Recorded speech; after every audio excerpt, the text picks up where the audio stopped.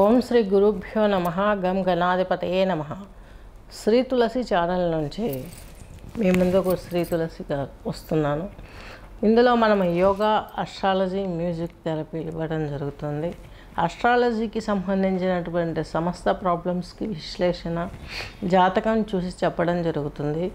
ఇందులో మీరు గోచారంలో చెప్పేది మీ పైన ఒక 40-50% రిజల్ట్ కరెక్ట్గా వస్తుంది. 100% రిజల్ట్ కావాలంటే ఒకసారి వ్యక్తిగత జాతకాన్ని పరిశీలింప చేసుకున్నట్లయితే మీకు చక్కగా మంచి రిజల్ట్ అనేది 100% వస్తుంది. దానికి కొన్ని పూజలు, పునస్కారాలు, రత్నధారణ, కంచి రుద్రాక్ష ధారణ ఇవన్నీ కూడా మీకు చెప్పడం జరుగుతుంది. అవన్నీ మీరు చూసుకుంటూ ఇవన్నీ యోగా ముద్రలు వేసుకొని ఏ మ్యూజిక్ కర్ణాటక సంగీతంలో ఎంఎస్ సుబ్బలక్ష్మి గారి చేత పాడబడిన మ్యూజిక్ ఏదైతే ఉందో రాగా థెరపీ కింద యోగ ముద్రలో కూర్చొని ఆ రాగం వింటూ ఆ షట్చక్రాన్ని యాక్టివేట్ చేసుకుంటే యోగాలో ఆ చక్రం వల్ల అందులో ఉన్న గ్రహం వల్ల వచ్చే ప్రాబ్లమ్స్ అన్నీ మనకు తీరిపోయి ఈ ఒక హెల్తే కాదు, అక్కడి నుంచి సమస్త సంపదలు, మ్యూజిక్ అంటే మనకు లక్ష్మీదేవి పాటల దగ్గర నుంచి ఇప్పుడు వచ్చే హర్రర్ మూవీస్ సాంగ్స్ వరకు కూడాను ఉంటాయి. నవరసకాలంగా ఉంటుంది, నవరసాలు అందులో ఉంటాయి. కాబట్టి అన్ని సమస్యలకు పరిష్కారం మ్యూజిక్ థెరపీ ఇస్తుంది.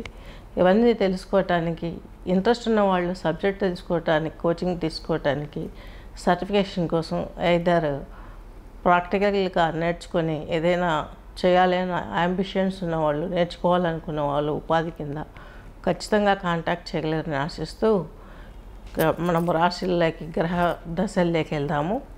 ముందుగా మార్చి 1 నుండి 16 వరకు జరుగు మొదటి పక్షం వివరాలలోకి వెళ్తే గురువు వచ్చేసి వృషభంలో ఉన్నారు, కేతువు వచ్చేసి కన్యలో ఉన్నారు, అలాగే శని భగవంతుడు వచ్చేసి కుంభంలో ఉన్నారు, రాహు వచ్చేసి మీనరాశిలో ఉన్నారు, రవి అలాగే శని ఈ గోచారంలో తీసుకున్నట్లయితే కుంభరాశిలో ఉన్నారు, రాహువు, శుక్రుడు, బుధుడిని తీసుకుంటే వీళ్ళు వచ్చేసి మీనరాశి సంచారం చేస్తున్నారు, చంద్రుడు వచ్చేసి మేషరాశి సంచారం చేస్తున్నారు.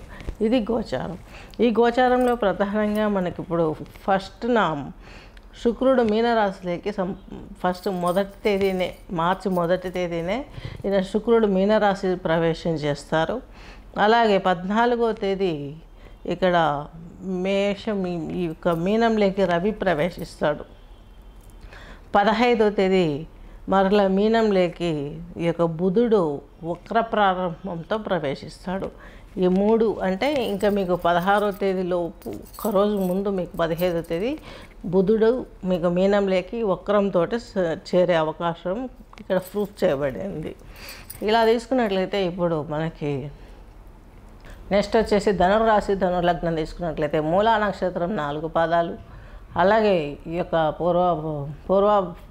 పూర్వాషాఢ 4, మూలా 4, పూర్వాషాఢ 4, ఉత్తరాషాఢ 1 పాదం. ఇది ఈ యొక్క ధనుర్రాశి, ధనుర్లగ్నానికి సంబంధించింది. ధనుర్రాశి, ధనుర్లగ్నం వారికి మీకు మీ రాశాధిపతి 6లో ఉండి, చతుర్థాధిపతి అలాగే రాశాధిపతి 6లో ఉండి శత్రు, రుణ, రోగ అవస్థలు చాలా పడ్డారు.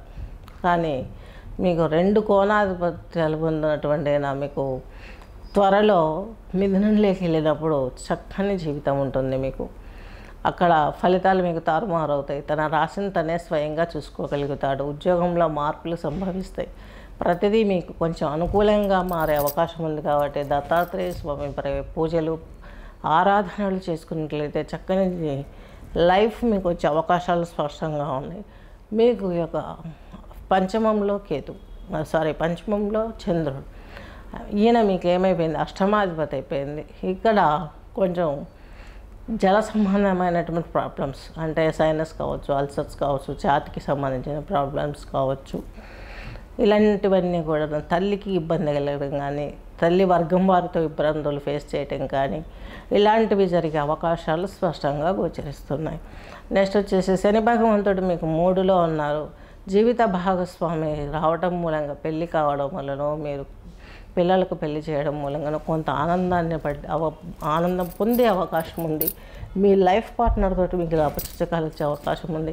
వాళ్ళ సలహాలు, పెళ్ళైన వారికి వాళ్ళ సలహాలు కూడా మీ జీవితాన్ని ముందుకు నడిపించడానికి ఉపయోగపడే అవకాశాలు స్పష్టంగా ఉన్నాయి. కాకపోతే ఉన్నదంతా ఏమైపోయిందంటే మీకు ఇక్కడ శని వచ్చేసి మీకు 2వ ఇంటాధిపతి, 3వ ఇంటాధిపతి. రవి వచ్చేసి మీకు కోణాధిపతి అయ్యాడు. కాబట్టి ఇక్కడ వీళ్ళిద్దరు కలిసి ఉన్నాడు.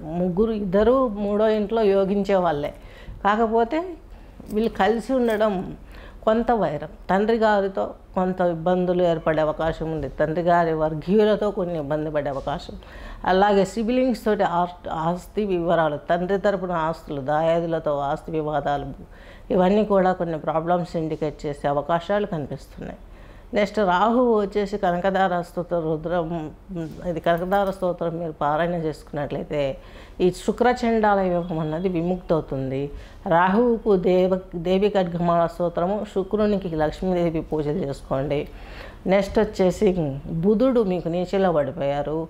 మీకు ఈయన సప్తమాధిపతి, దశమాధిపతి. ఉద్యోగంలో జాగ్రత్తగా ఉండడానికి కోసం ఇవన్నీ మీరు చేసుకున్నట్లయితే మీ జీవితం 100% మంచిగా జరిగే అవకాశాలు స్పష్టంగా గోచరిస్తున్నాయి. స్వస్తి.